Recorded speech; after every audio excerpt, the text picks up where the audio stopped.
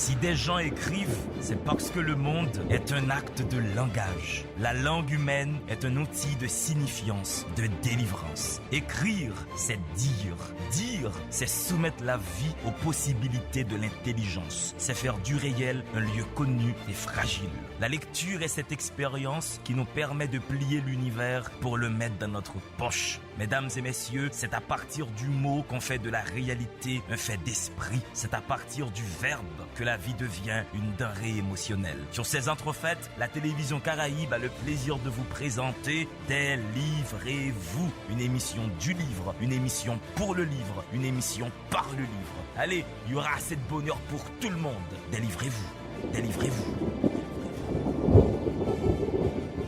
Mesdames et messieurs, bonsoir. Bienvenue à l'émission Des livres et vous. Délivrez-vous, une émission du livre, pour le livre, par le livre. Délivrez-vous parce que chaque livre est une poignée de main avec la connaissance. Délivrez-vous parce que chaque livre est une chance qui nous est donnée pour découvrir les meilleures formes d'humanité qui sont en circulation dans nos sociétés. Mesdames et messieurs, bienvenue à cette émission qui aujourd'hui sera consacrée à la poésie. Permettez, pour respecter le squelette de l'émission, que nous allions voir ce qui se passe dans la case de Léopold Sédar Senghor. C'est la rubrique Temps Poème. Respirez.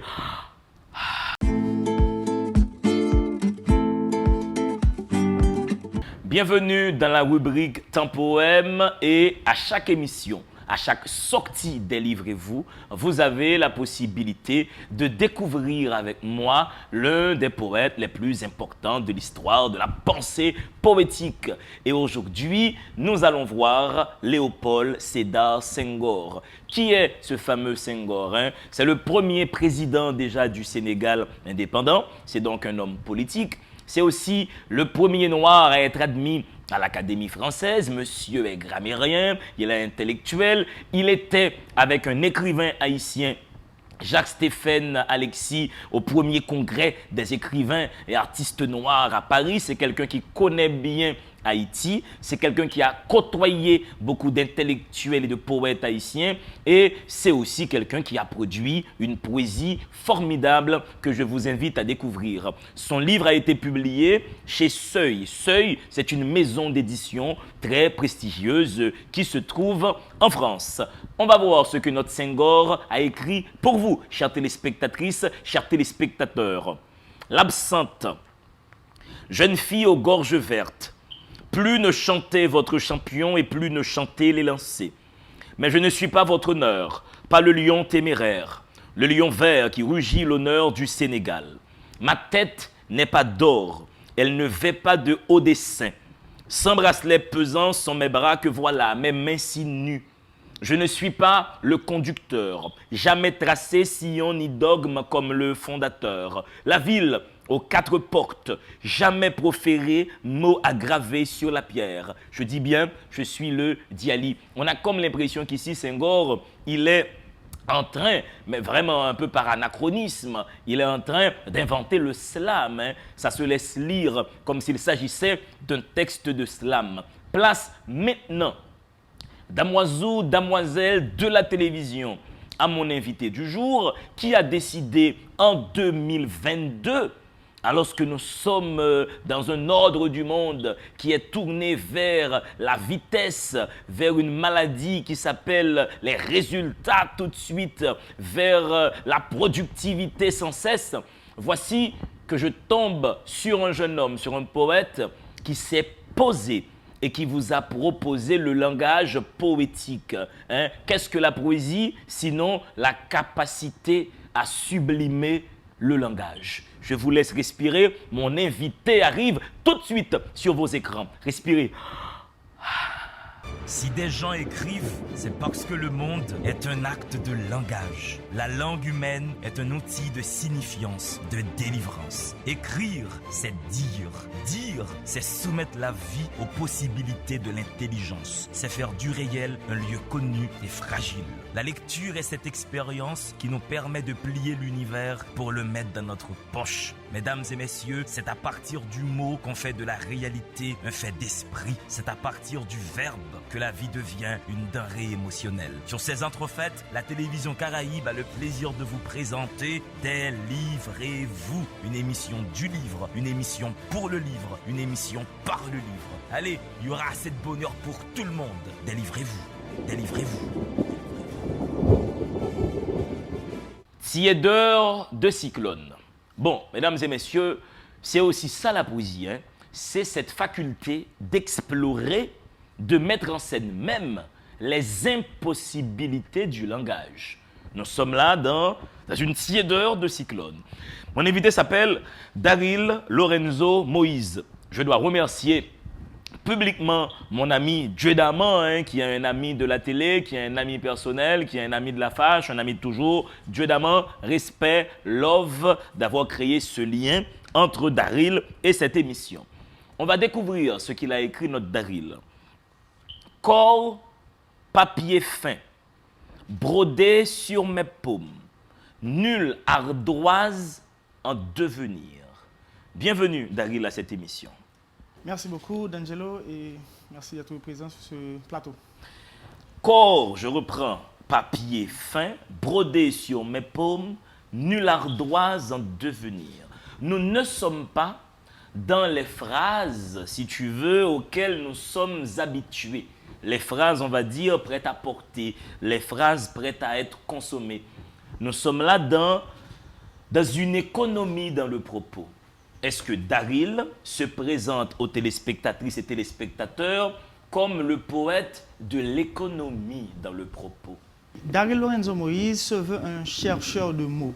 Je cherche les mots, je les trempe, je les détrempe, je puise en eux l'essence même de ce que je veux dire, du vécu et de tout ce qui se passe dans le monde, dans la vie en général. Donc je peins ça, cette beauté-là, cette noirceur, cette couleur bleue, ce qu'on veut, ce qu'on voit vraiment au travers des choses, tout ça, je le peins sur une feuille.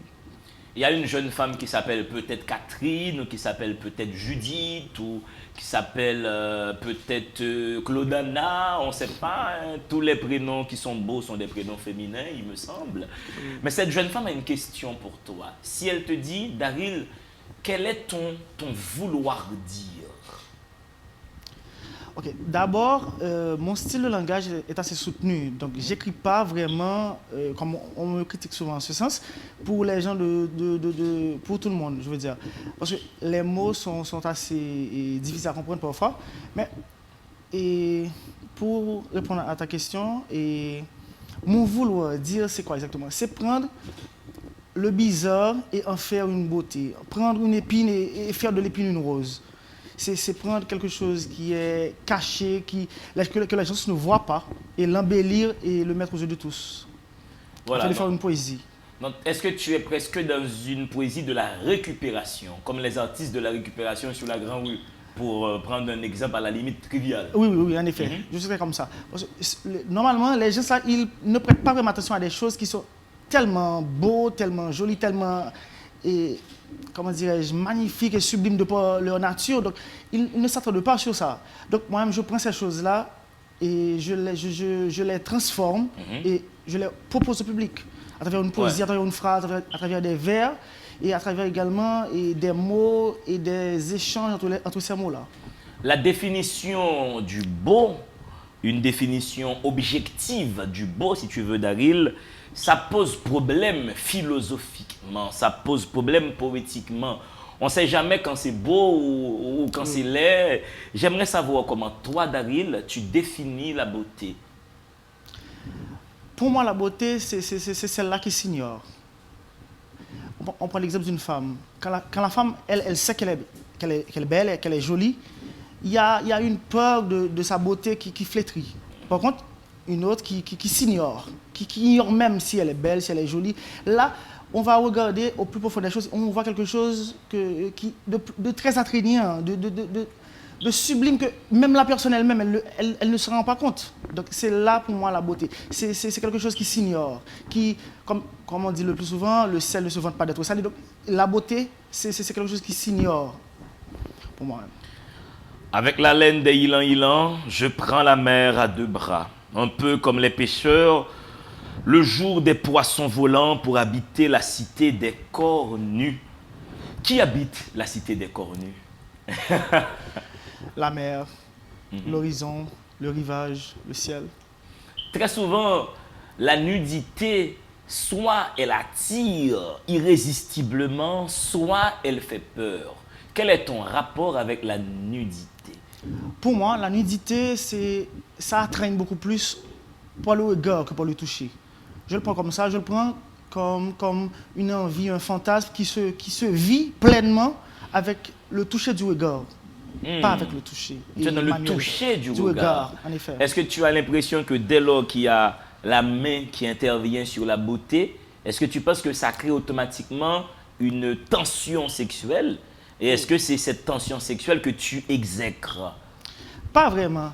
Mais je pense que l'envie, le fantasme, tous ces sentiments-là, ces hormones-là qui se battent, qui s'entrechoquent, c'est beaucoup plus ponctué, je peux dire, quand c'est l'attachement des yeux sur la nudité qui est en branle. Parce que normalement, quand on touche quelque chose, c'est pas la même chose quand on regarde la chose et qu'on a envie de la chose.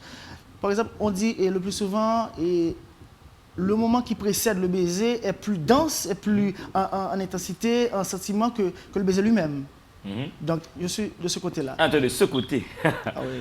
Depuis, je porte mon souffle comme un bateau de sel. Mes cauchemars en forme de cathédrale. J'ignore combien de fois tu t'es enflé les genoux pour qu'ainsi s'égrènent à vers ses paupières aux dissidences des voyelles.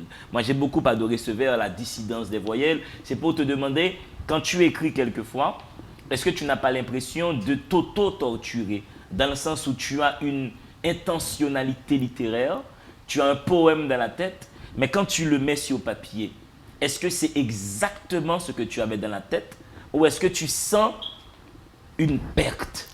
Ok, là j'adore cette question. Parce que déjà le texte, ça fait allusion à ma mère.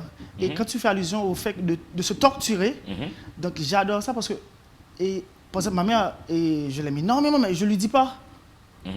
Donc parfois, je prends une feuille, j'ai quelque chose et je lui donne, tout simplement. Mais ressentis, ce que j'ai à l'intérieur, c'est ça. Des fois j'écris des textes, des fois ce sont les textes qui m'écrivent. Est-ce que ta mère regarde l'émission maintenant? Et pas maintenant, mais je pense qu'elle travaille là maintenant, mais elle va regarder plus tard, pour la diffusion demain, je pense. Ah ben, dis à ta maman que tu l'aimes. Ah ben tout simplement, mamie, je t'aime énormément. Ah mais tu es timide pour le dire. Ah oui, c'est peu ça. Parce que... Daryl, tu es timide pour dire à ta maman que tu l'aimes. Pourquoi? Pourquoi c'est difficile pour toi? Je suis de ceux qui pensent que des fois, quand les sentiments sont trop forts, on ne les exprime pas vraiment. Parce que je suis de ceux qui aiment en silence. Ouais. Par exemple, les macaques, quand les macaques, ils s'aiment, ils grimpent des arbres, ils jouent ensemble. Ouais. Par contre, le lion, ça lion est devant, il est là. Ouais. Par contre, tu l'approches, tu vois le lion. Ouais. Donc je suis un peu comme ça. J'aime trop pour exprimer vraiment. Donc des fois, j'écris. Mais ça t'arrive qu'avec ta maman, mais quand tu aimes une jeune femme, ne me dis pas que tu concentres ton amour en toi et que tu attends en silence. Et non, pas oui. Là, c'est autre chose. Là, c'est autre chose. Là, c'est autre chose. Mais est-ce que ton papa, tu l'aimes autant que ta maman? Ben, bizarrement, c'est une question assez intéressante parce que je ne le connais pas. Ah, tu l'as jamais rencontré, ton papa? Non. Mais il te connaît? Tu sais pas s'il te connaît, non? Probablement oui, probablement non, je ne sais pas trop. Mais est-ce que tu as eu le courage d'aborder cette conversation avec ta maman? Oui, en effet. Mais je pense que je vais suivre comme elle m'a dit dans ses conseils. Peut-être qu'un jour, je le rencontrerai et que je saurai de quoi il en est. Daryl, toi, quelle est ta trajectoire sociale? Comment tu en es venu à la poésie? Qui t'a influencé? À quelle école tu étais? Où ça que tu as fait la fac? Quelle est ta trajectoire intellectuelle et littéraire pour que la poésie, au bout d'un matin, te surprenne? Ok. Et j'ai été à petit séminaire pour les lycées martial. J'ai été de la première année à la 4e année. Ensuite, c'était en 2004, je crois. Il y avait les bombes lacrymogènes, il y avait des tirs. C'était l'époque. L'époque n'était pas en paix. Ouais. Et donc, j'ai dû laisser la ville pour monter à Pétionville. Donc, j'ai été au collège Marie-Dominique Mazzarello, à Adam Academy 15. Et c'est là que j'ai mis fin à mes études classiques. Ensuite, j'ai été aux études pour des études en économie. Mais avant ça, je dois dire, parce que j'ai beaucoup aimé la médecine. Donc, j'ai été à FMP. Je n'ai pas réussi les examens d'admission. Donc, j'ai été aux études pour études en économie. Vu que les chiffres et moi, ça fait 2, c'est pas vraiment ma tasse de café. Donc, je me suis dit que peut-être je dois me lancer dans les lettres. Parce que depuis longtemps, et depuis la 6e année, je crois, j'écrivais et je peins. J'écris et je peins. Ah, tu peins aussi? Oui, depuis cet âge-là. Donc, à l'époque, j'étais fan de Barricade. Et lorsque Workfam écrit une chanson contre Barricade, moi, j'écris contre Workfam.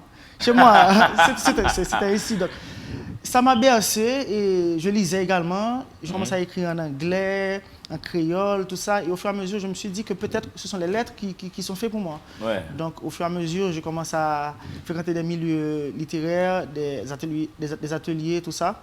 Et donc, me voici là maintenant. Et, j'oubliais, j'ai fait des études de droit. Je suis juriste. Bon, je ne suis pas avocat, mais je suis juriste. Au moins, ouais. Et puis... Mais tu sais, tu balances ça juste comme ça à l'écran. Mais nous sommes aussi dans une émission d'éducation, tu vois. Il y a des jeunes là qui sont en seconde, qui sont en réto, qui n'arrivent pas forcément à faire la différence entre un juriste et un avocat. Est-ce que tu peux avoir la gentillesse pédagogique d'expliquer aux tout jeunes qui te regardent là maintenant pourquoi un juriste n'est pas automatiquement un avocat et pourquoi un avocat est juriste et avocat, lui? Ok. Dès qu'on étudie les sciences juridiques, une fois terminé, on est automatiquement un juriste. Par contre, une fois qu'on ne plaide pas, on n'est pas assigné à un barreau, on ne plaide pas, là, on n'est pas avocat. Mais un avocat est automatiquement un juriste. Par contre, un juriste n'est pas forcément un avocat. Oui, parce qu'il faut faire l'avocature, comme on dit. Oui. J'adore tellement ce mot. Moi aussi, je suis fan des mots. Ouais. Tambourinement lent de nos poules, valse caniculaire, abîme poussiéreux, de nos nez s'échappent des fumées et conscience avortée. Le centre de la ville portera les stigmates de ce viol collectif. Nos mémoires strangulées accoucheront des images monochromes et nos entrelaçures seront ces ailes de cafard. Tricotées dans la nuit, dans l'entrecuisse de nos vies latrines, demain, la vengeance sera le plaisir des dieux. De quel Dieu tu nous parles? Mais normalement, je parle par rapport au contexte social, politique du pays. Donc, je fais allusion au fait qu'aucun acte ne reste impuni. Donc, normalement, tous ces dirigeants-là, par rapport au fait qu'ils dépravent le pays, donc ce sera quand même payé. Donc, ce Dieu-là peut être le karma, il peut être la loi du triple retour, ça peut être quelque chose qui les force vraiment à payer leurs actes. Donc, je crois vraiment au fait que lorsqu'on fait quelque chose, cette chose-là se multiplie et ça revient vers toi. Donc, ça m'exerce vraiment le tapage du monde, le tapage de mon pays, c'est cette tralala-là. D'abord, je vais prendre une petite citation de Franck Etienne. Il a dit que nous ne sommes pas dans une situation chaotique, nous sommes dans la non-gestion du chaos. C'est-à-dire que le pays là va de mal en pis, donc je me suis dit que pourquoi ne pas écrire un texte et crier au Dieu de nous venir en aide, quoi. Tiédeur de cyclone, Daryl Lorenzo Moïse est sur le plateau Délivrez-vous. Délivrez-vous, une émission du livre, pour le livre et par le livre. Et aujourd'hui, nous sommes avec les dieux de Lorenzo. Mesdames et messieurs, respirez, à bientôt.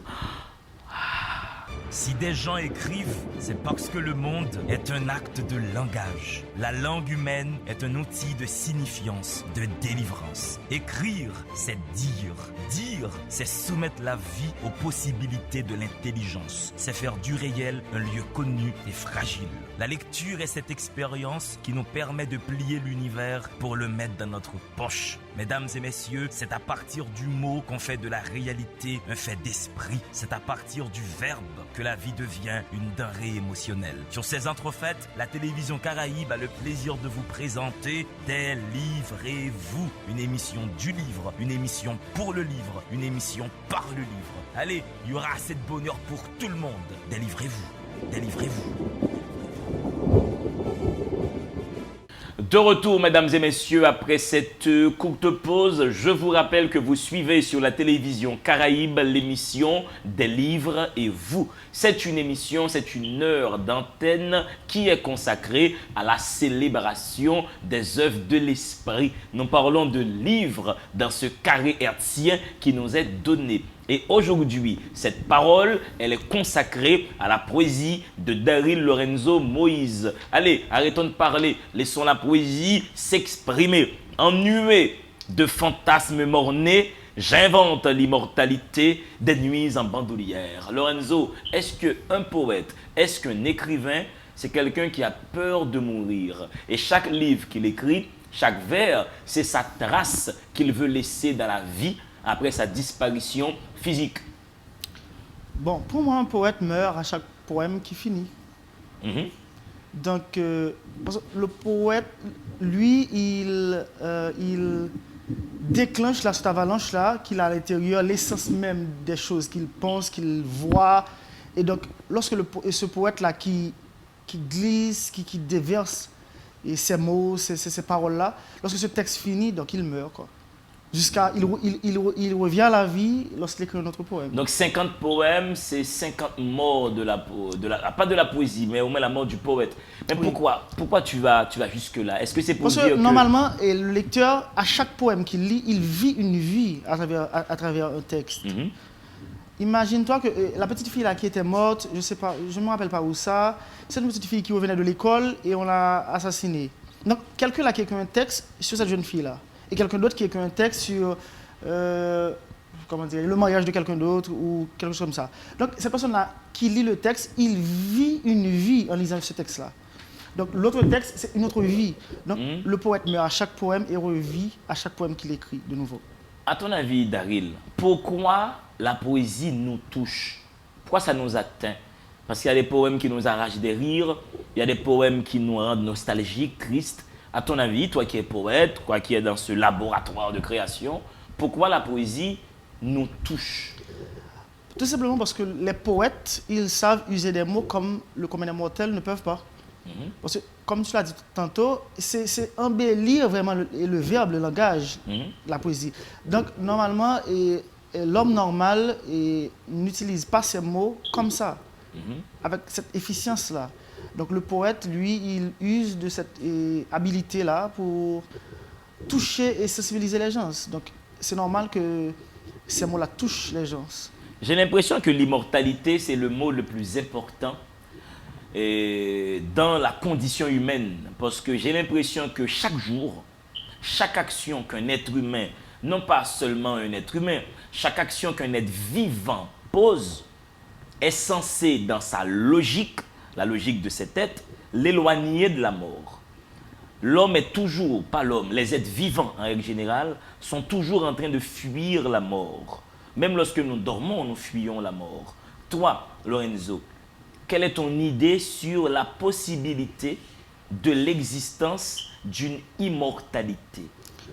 Bon, normalement, l'homme, en général, il cache sa mort, comme il cache son sexe et ses excréments. L'haïtien, bon, en Haïti, l'immortalité et la mort sont comme un sentiment. Parce que avec tous ces gens-là qui meurent chaque jour, donc on frôle l'immortalité chaque jour.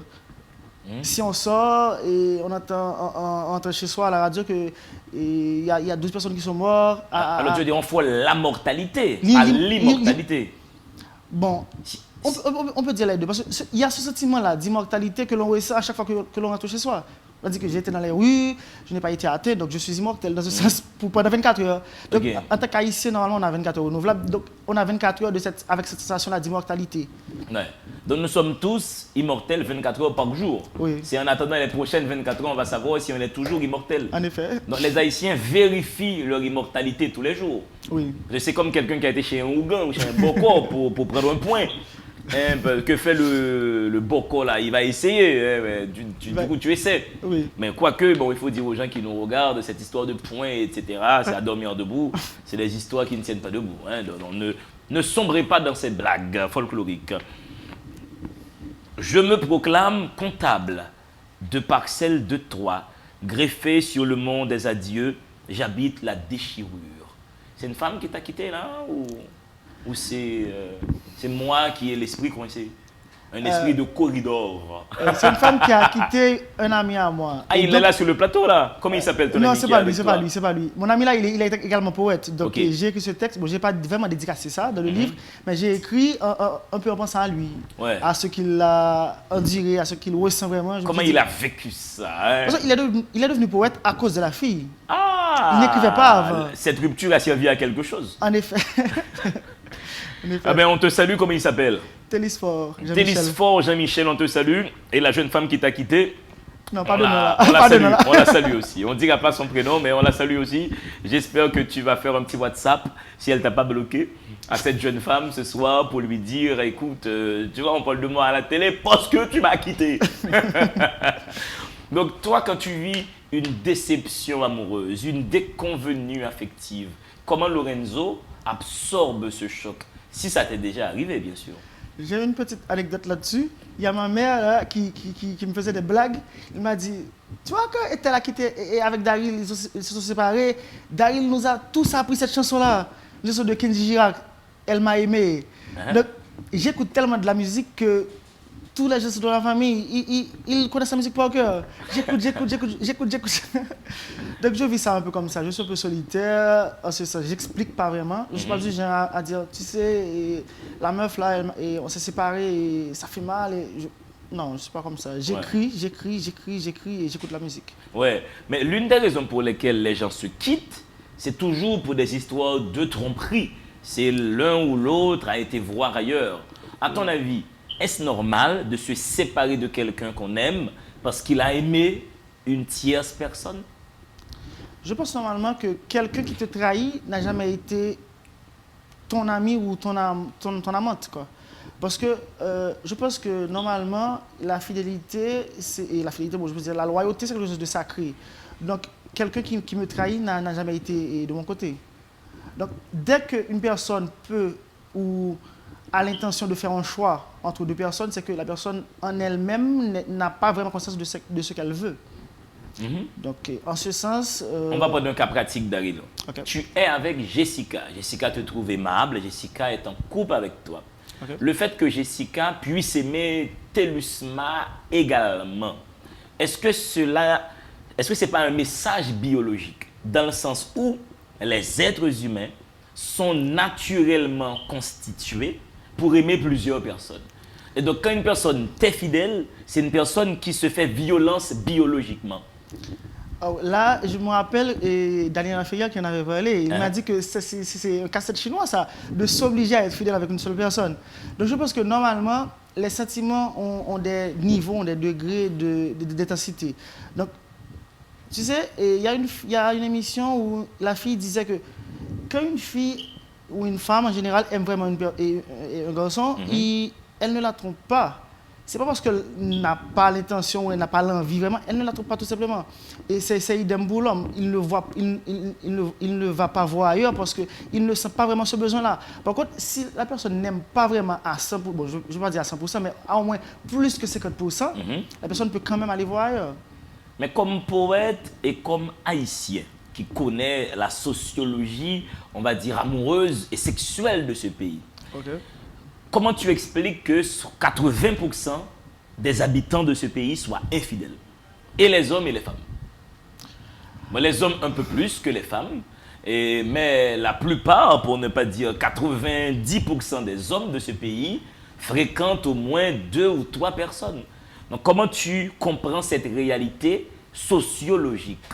Une fille qui n'a pas vraiment des gens là dans son entourage qui puissent l'aider vraiment à non seulement subvenir à ses besoins normaux, mais à même Ces besoins ses extra-normaux. Bon, oui, on peut dire ça comme ça. Donc, cette personne-là est obligée de tanguer avec sa vie. Elle tangue et en tanguant, là, la personne est à droite, elle est à gauche. Donc, des fois, ce sont des résultats sociologiques dus non seulement à la situation économique du pays, parce qu'il y a des filles qui ne sont pas des filles de joie, mais ils couchent avec plusieurs personnes juste pour pouvoir manger, juste pour pouvoir se loger.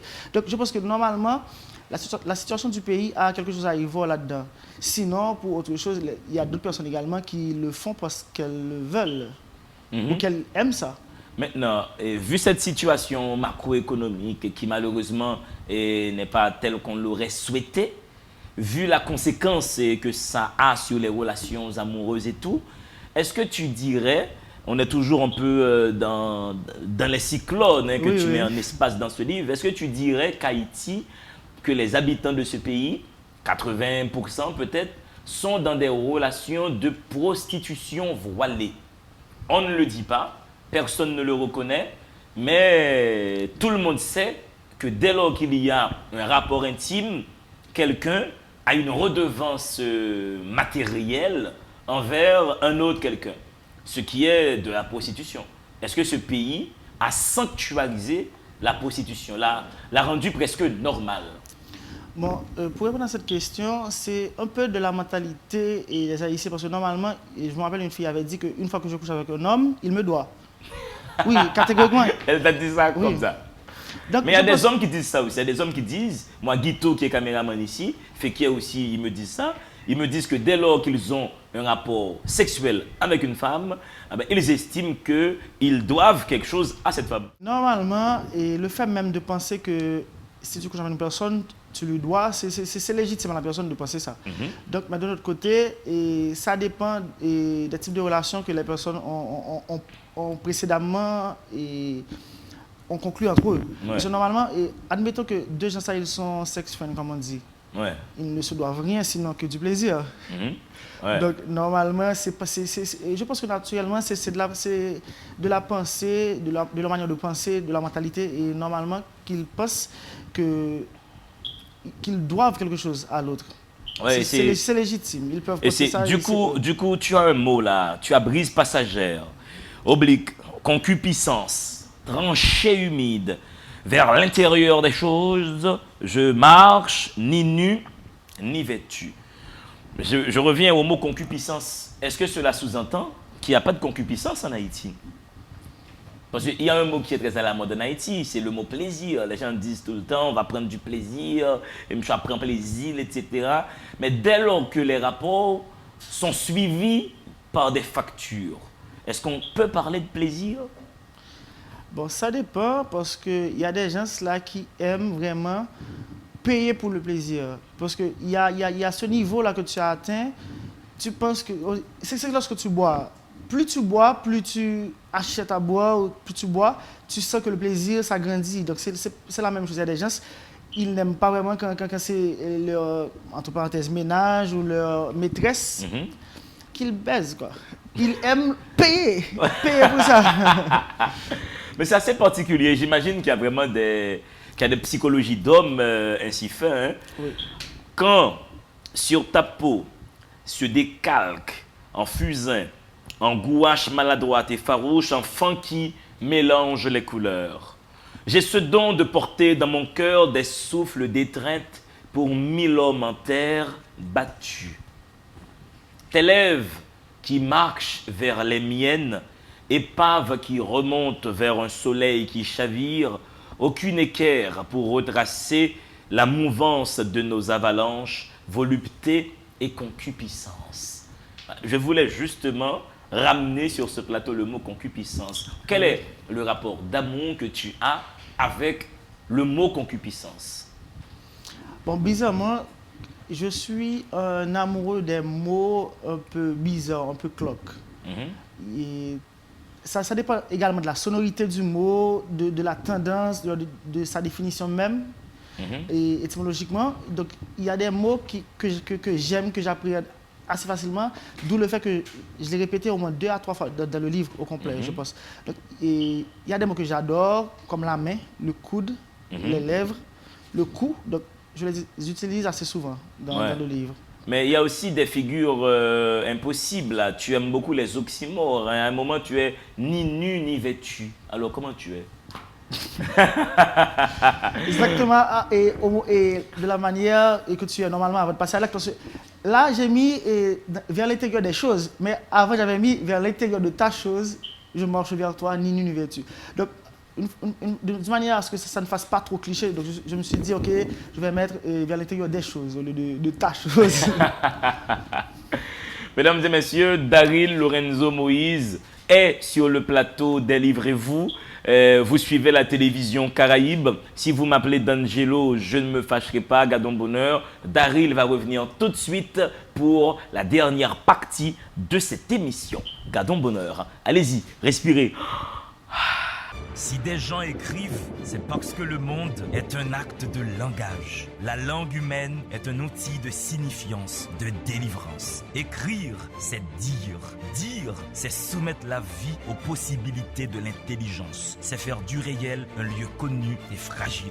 La lecture est cette expérience qui nous permet de plier l'univers pour le mettre dans notre poche. Mesdames et messieurs, c'est à partir du mot qu'on fait de la réalité un fait d'esprit. C'est à partir du verbe que la vie devient une denrée émotionnelle. Sur ces entrefaites, la télévision Caraïbe a le plaisir de vous présenter Délivrez-vous, une émission du livre, une émission pour le livre, une émission par le livre. Allez, il y aura assez de bonheur pour tout le monde.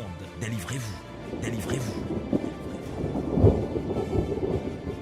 Les rumeurs de la lenteur des nuits entrecroisées pleuvent, fusil au dos. Je ressens l'urgence de ta bouche sur mes lèvres, comme un chien à qui on attrape la queue. Ouais, j'aime beaucoup la formule l'urgence de ta bouche.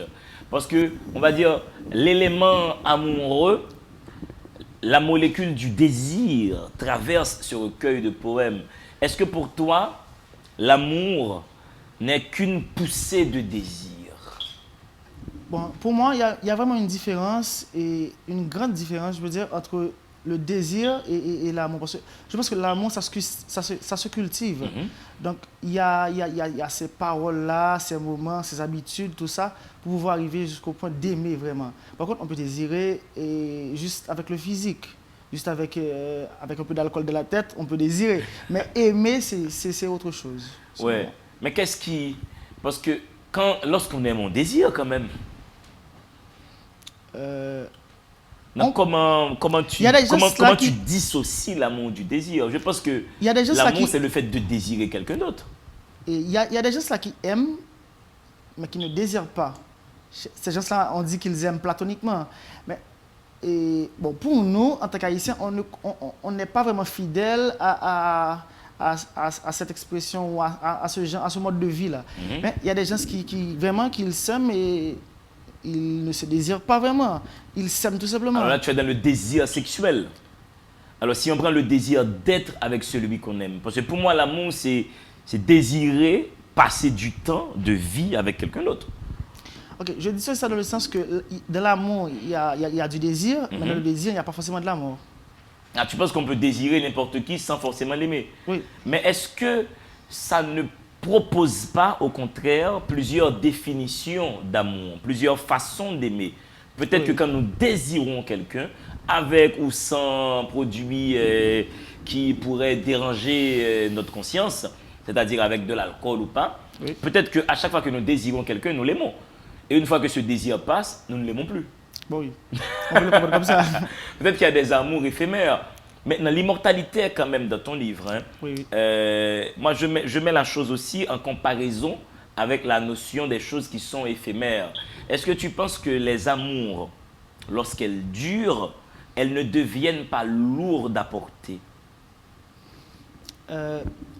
Les amours, lorsqu'elles durent, quand tu aimes Jessica et que tu as 10 ans avec Jessica, mais si après 10 ans, tu ne te retrouves plus dans Jessica, tu auras envie de la quitter. Mais comme il y a un temps d'amour entre vous, cette histoire d'amour, elle est lourde pour toi. Tu n'arrives pas à quitter Jessica, pas tant parce que tu l'aimes toujours, mais par pitié peut-être. Bon, oui, il y a ça arrive souvent, mais je pense que il y a cette osmose-là, ce mélange homogène qui arrive vraiment entre ces gens-là. Quand ils s'aiment, je pense que ça, c'est pas quelque chose d'éphémère. Parce que, tu sais, lorsqu'on dit le plus souvent on n'aime qu'une seule fois, on fait allusion vraiment à une petite fissure au cœur. Donc, cette fissure-là, ça ne peut pas s'effacer. Ça ne peut pas être modelé. Donc, quand on aime vraiment et que la personne aime et nous aime vraiment, donc il y a cette osmose-là que c'est comme l'amour d'une mère, ça ne peut pas s'épuiser. Mais dans un autre sens, quand ce mélange-là est vraiment homogène, je pense que ça peut durer une éternité. On peut être même avec une autre personne tout en ne l'aimant pas et pourtant avoir vraiment dans son cœur l'autre. Mais tu ne penses pas qu'il puisse être possible qu'on ait plusieurs fissures, c'est-à-dire qu'on puisse aimer plusieurs personnes, hein. Moi, je connais des cœurs qui sont tellement fissurés. Si je prends le cœur de Gamin, qui est notre réalisateur, le cœur de Gamin est rempli de fissures d'amour, tellement il aime. Sa femme en souffre. C'est une blague, Madame Gamin. C'est une blague d'émission. Oui, il est possible d'avoir plusieurs fissures, mais je pense que la première est celle qui fait le plus mal, et c'est celle-là qui perdure. Ouais. Laisse-moi en revenir au poème aussi entre-temps, hein. Et tu penses que alors, pour toi, qu'est-ce qui est plus important? L'amour ou la mémoire qu'on a d'une histoire d'amour? Wow, très belle question. Là, je me revois vraiment à penser à mes aventures. Ah ben oui. J'imagine tu vois une cinquantaine de femmes passer là. Catherine, Jessica, Solange, Natacha, Sylvie, Solange. Hein? Tout le monde y passe. Hein? Moi-même, perso, j'aime plutôt l'histoire. L'histoire d'amour vécu.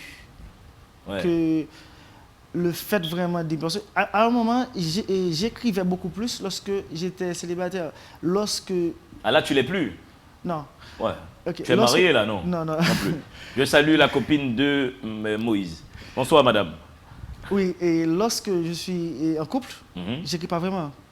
Parce que ce que je dois écrire, ce que j'ai à l'intérieur, que je dois pondre, je dois vraiment mettre à l'extérieur, ça se fait directement avec la personne. Mais lorsque je suis célibataire, j'écris. Mais dans combien de couples tu es en ce moment? Avec une seule personne. Avec une seule personne. C'est une blague parce que j'entends beaucoup de jeunes dire lorsqu'on est jeudi, c'est le jour où tu dois rentrer dans les couples des gens.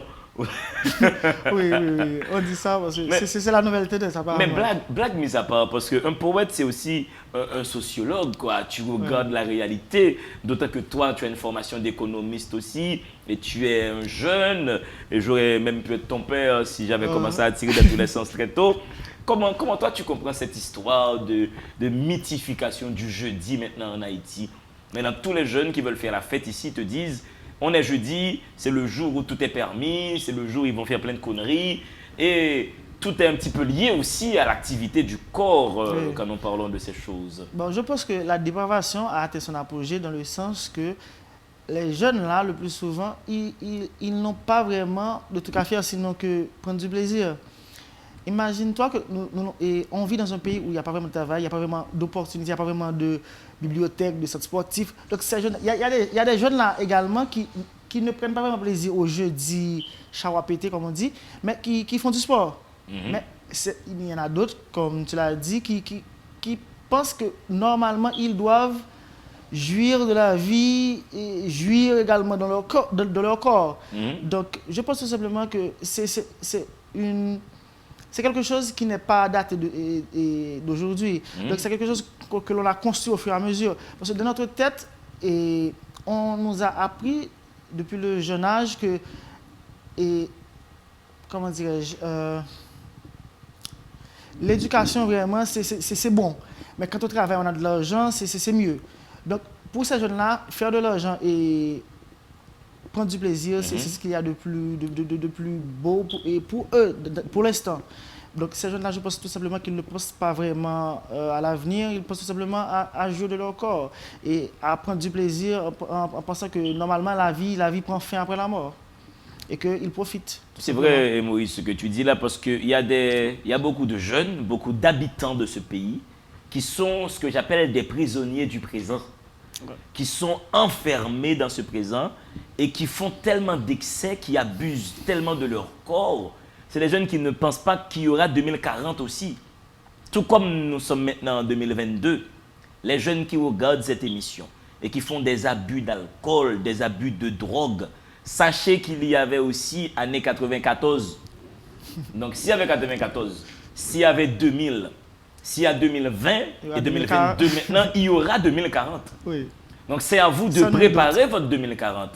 Je tombe sur des jeunes des fois qui ont 19 ans, qui ont 20 ans, qui consomment tellement d'alcool. Je me dis comment un être humain peut autant détériorer sa santé. Voici pourquoi nous condamnons dans cette émission l'abus d'alcool. Il faut boire vraiment, même sur les bouteilles d'alcool, c'est mentionné, avec modération. Et vous ne pouvez pas boire tous les jours non plus, ne soyez pas tous des alcooliques. Je tombe des fois sur des jeunes, un lundi matin, un mardi matin, le mec il prend une bière et me dit « je dois laver mes reins ». C'est quoi cette histoire de lavage des reins? Donc il faut vraiment qu'on puisse faire déjà une campagne de sensibilisation pour dire aux jeunes de ce pays, voilà, une bière, ça va, entre amis, oui. Voilà, 2 verres de vin, ça va. Mais quand vous dépassez 2 bières, vous ne consommez plus d'alcool avec modération. Vous avalez l'alcool, vous devenez un alcoolique. Et l'une des conséquences de l'alcoolisme, c'est l'ostracisme, c'est être mis de côté. Ouais. On n'a jamais vu un alcoolique bien vu socialement. Hein? Oui. Donc il faut travailler votre image. Ne sombrez pas dans cette maladie d'alcool à n'en plus finir. Et Lorenzo n'est pas dans cette optique. Il est pour le plaisir avec modération. Voici comment il a pu produire un livre aussi magnifique. S'il était toujours sous, est-ce qu'il aurait pu produire ce livre? S'il était ivre, l'aurais-je invité ici? Non. Donc buvez l'alcool avec modération. Un petit verre et ça va. Là, votre signature, c'est où? C'est au Centre culturel Nago. Au Centre culturel Nago. Vous notez. C'est où ce centre culturel? Et c'est à numéro 12, et Ouel Camille, à numéro Juvena. 12, Ouel Camille, à Juvena. Juvena, c'est lorsqu'on va atteindre Canapé Vert, non? Oui. C'est après Canapé Vert? Il n'y a pas un bâtiment public dans la zone que les gens pourraient identifier et tout? C'est plus haut de Union School. Voilà, c'est à quelques encablures de Union School que tout le monde connaît là, à Juvena. Et il y a une petite rue, c'est une impasse, c'est ça? Oui, une impasse. C'est sur la main gauche. C'est pas le club là, il n'y a pas un club à l'intérieur? Oui, Dynasty Club. C'est à Dynasty Club, non? Oui, non, c'est le même local. C'est le même local. Ah, oui, je connais ce lieu. Voilà, il y a des fois des DJ qui viennent jouer là et tout. Yeah. Ah, c'est un endroit que les jeunes doivent connaître. Si moi qui suis un petit vieux, je connais. Donc les jeunes connaissent un peu plus. Oui. Voilà, c'est pas de Union School. Vous allez acheter Tiédeur de Cyclone d'Ariel Lorenzo Moïse. C'est à combien d'exemplaires? 500 gourdes. C'est à 500 gourdes l'exemplaire. Voilà, 500 misérables gourdes. C'est l'occasion de vous offrir ce bouquin. Et la date de cette vente signature? Le 15 mai 2022. Le 15 mai 2022, Centre culturel Nago, à un jet de pierre de Union School. Il y a un téléphone de contact d'Ariel sur lequel les gens peuvent toujours appeler et tout? Oui, c'est le 39 14 43 90. 39 14 43 90. Voilà. 39 14 43 90. Les gens peuvent appeler pour aller lire ton travail. Maintenant, Daryl, avant que tu ne partes, il y a quand même un jeune qui vient de tomber sur cette émission et qui n'aime pas lire, qui vraiment n'aime pas ça. Les livres et ce jeune, ça fait deux. Qu'est-ce que tu peux dire à ce jeune pour le motiver, pour le porter à lire? Je dirais tout simplement que la lecture, que l'on le veuille ou non, ça peut déprogrammer, ça peut écrabouiller vraiment notre ignorance. Donc, on doit lire. Voilà. Il faut lire pour ne pas être des ignorants. Voilà. Et je vais répéter pour fermer cette émission une phrase de Jacques-Stéphane Alexis à sa fille. Il dit à sa fille: ma chérie, ne laisse pas dormir ton intelligence. Lorsqu'on laisse dormir son intelligence, elle se rouille comme un clou et on devient méchant sans le savoir. Ne soyez pas méchants, chers jeunes, envers vous-même. Votre esprit, c'est une machine. Et le carburant de cette machine, c'est les livres. Et là, le livre que Délivrez-vous vous invite à lire, c'est Tiédeur de Cyclone d'Ariel Lorenzo Moïse. Merci d'être passé nous voir sur ce plateau. Merci au staff technique de la télé. Merci à nos réalisateurs, Gamin, Alphonse, Émilie qui fait le maquillage. Merci à l'infatigable Fekir. C'est un infatigable. Fekir n'est pas un caméraman. Fekir, c'est un militant. Voilà, quand il est sur le plateau, il prend des dispositions pour que le décor soit planté et pour que l'émission se fasse. Merci à Guito qui est un brillant caméraman aussi. C'est une grosse équipe qui nous permet de vous présenter cette émission sur vos écrans chaque semaine. Merci à notre monteur, merci à la mise en onde, merci à Spencer qui fait des photos pour nous que vous voyez sur Facebook et sur les réseaux sociaux. Mesdames et messieurs, si vous m'appelez D'Angelo Neyar, je ne me fâcherai pas. Gardons bonheur. Dans le monde, il doit y avoir deux êtres, des livres et vous.